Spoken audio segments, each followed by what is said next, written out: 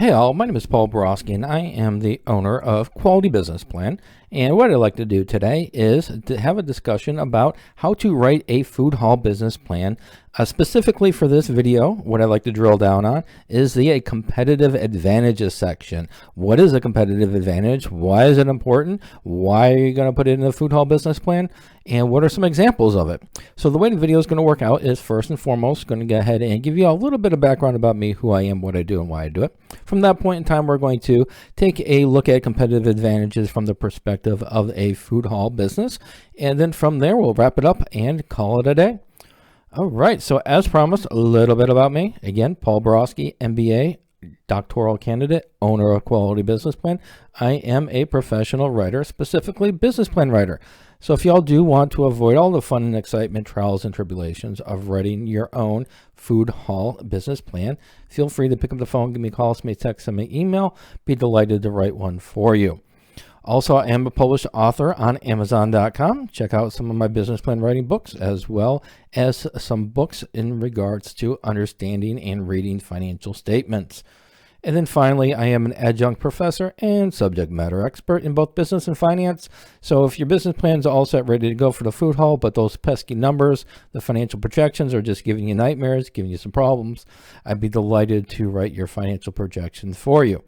All right, with that said, infomercial done. Let's talk about your food hall, specifically competitive advantages. So what is a competitive advantage?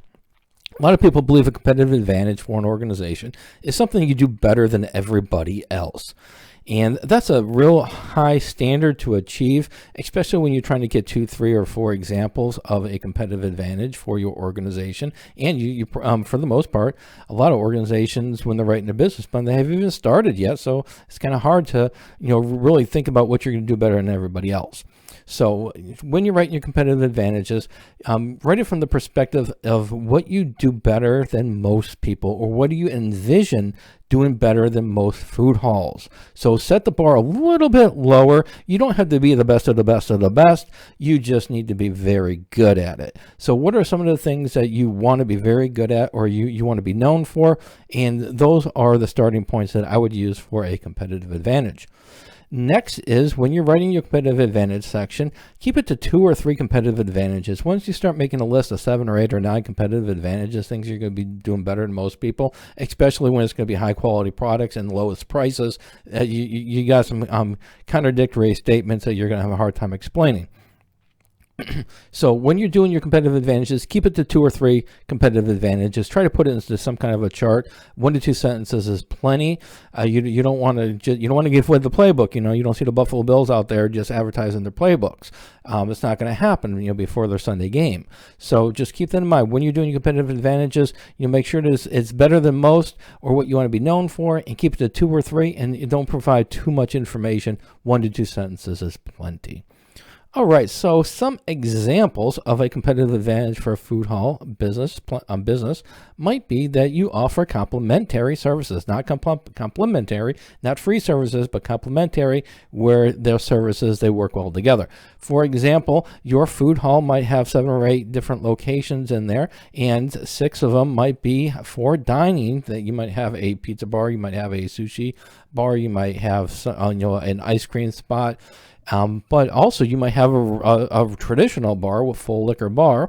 Having a traditional bar is definitely complementary to your dining options. So that is one competitive advantage that a restaurant may not be able to provide. Next, your location might be in a downtown location, or it might be on a busy intersection, or somewhere convenient for people to get in and out of. Whatever. If your location is better than some other places, for example, a restaurant at a strip mall, then you definitely want to go ahead and list it. Another competitive advantage is that you can have indoor and outdoor seating. A lot of restaurants there are indoor. They're trapping the people in there. They can't get out. So, when you're offering indoor and outdoor seatings, then, again, it's a competitive advantage. You're doing it better than most. Not everybody, but most.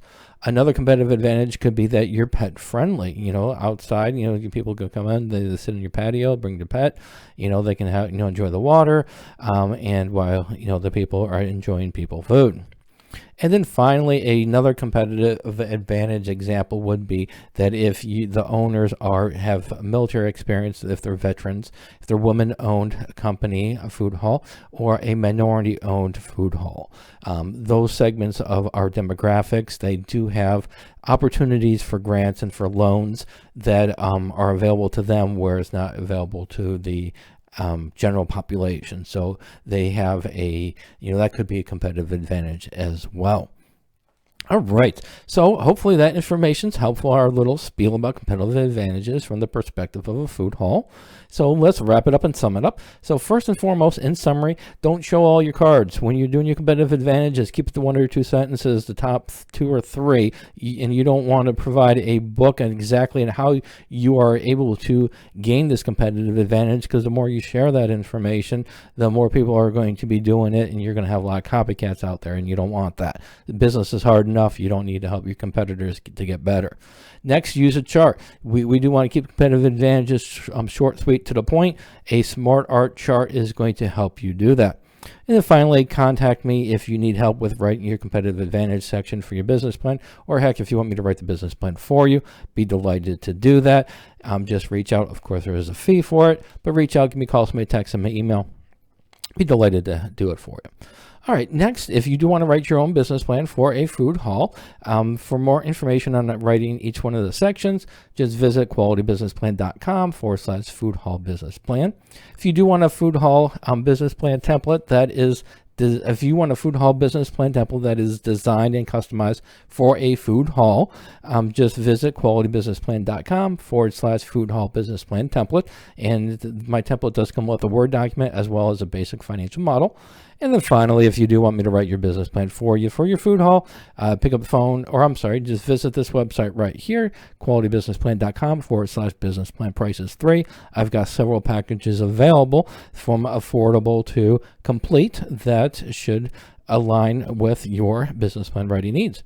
All right, so hopefully this information is helpful. As always, have a great day, make a little bit of money, and thank you.